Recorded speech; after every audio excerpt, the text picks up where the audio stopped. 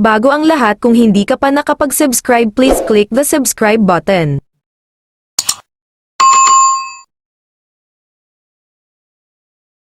Tinaaaliwan ng mga netizen ang video nila Baby Dylan at Daddy Dennis Trillo dahil marunong nang mag-identify ng mga colors si Baby Dylan sa edad na 1 taon. Napawaw naman si Mommy Jen Ellen kay Baby Dylan dahil tama ang mga kulay na binibigay niya na hinihingi ng Daddy Dennis niya at makikita rin sa video na pati si Baby Dylan ay natuwa sa kanyang ginagawa at napaklap pa ito. Narito at panoorin natin ang buong video. Hello, thank you. Can you give me color green? Can you give me color green? Oh, thank you. Can you give me color blue? Oh, thank you. How about red? Can you give me red? How about orange?